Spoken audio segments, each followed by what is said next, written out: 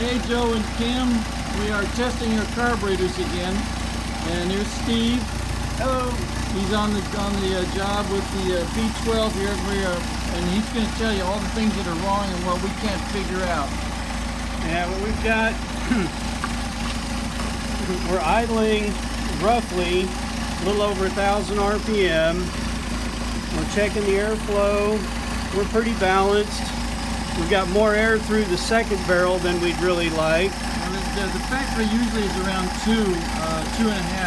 And so we're getting extra idle air. This one's better. But what we're finding interesting is these are your idle mixture screws.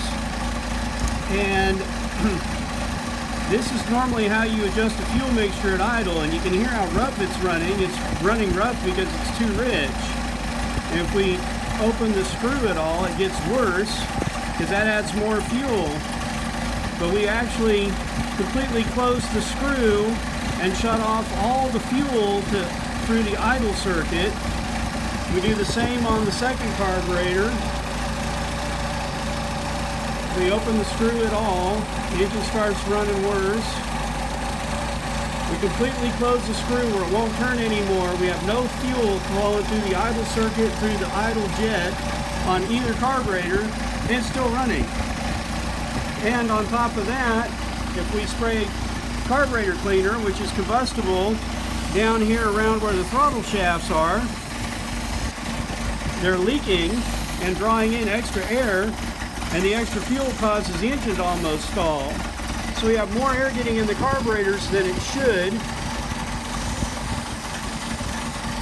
which should be causing it to run lean, but it's still running too rich because it's getting external fuel from someplace other than the idle circuit. So we're at a loss. Exactly. And if you spray it in the second barrel, you can see how much is pulling in there. These are supposed to be closed and not drawing any air.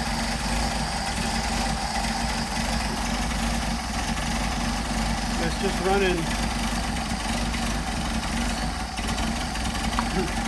it's running way too rich, and it's pulling in extra air through places it shouldn't be pulling air. Yeah, but the air and fuel should be mixing in this portion of the carburetor, and the extra air is being pulled in here at the very rear. So this is what we call unmetered air, and you're getting the incorrect air to fuel ratio, and things are, I mean, that's the problem we're having is we're driving the car on these carburetors, but we just want to let you know how bad they are. And we don't know, other than just these were not rebuilt correctly, let's put it that way, as you probably already figured out. But the only way to fix this is to rebuild them, get all the machine work done and rebuild them properly. But I mean, they will run a car, but yeah, it's not going to idle perfect. It's not going to have perfect drivability, and it's probably going to continue to get worse as they get more age on them. Pretty poor fuel mileage. Yeah. And I don't know if it's going to foul plugs or not, but it's not going to be. Right. And especially it's painful to put that on a brand new engine. Right. It's painful to put those two carburetors on a new engine. Yep.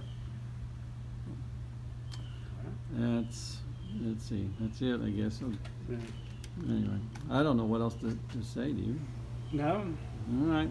Well, there you go. Doing the best we can. Joe and Kim, thanks. Bye.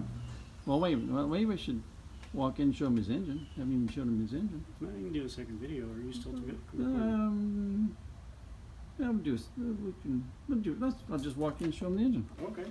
Didn't cost any extra. No. I'll even pull all the stuff off of it. Yeah. Let's unfurl it. There you go.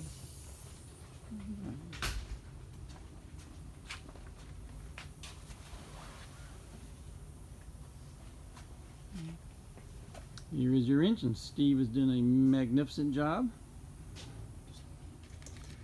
So we're getting stuff put on it. Just a thing of beauty. So it's water pump is next. Got a new water pump. We didn't want to trust the old one just in case. So got the high temperature coating here. And See how beautiful the flywheel is. See how beautiful the camshaft is. Anything else that we can mention to them? Timing chain, all nice and tight. Your chain, right? Set up. That won't go anywhere. Right. Everything's all adjusted. Just waiting on some other additional little miscellaneous bits and pieces to get things finalized. Thing of beauty. All right, I'm going to post this and holler at you later.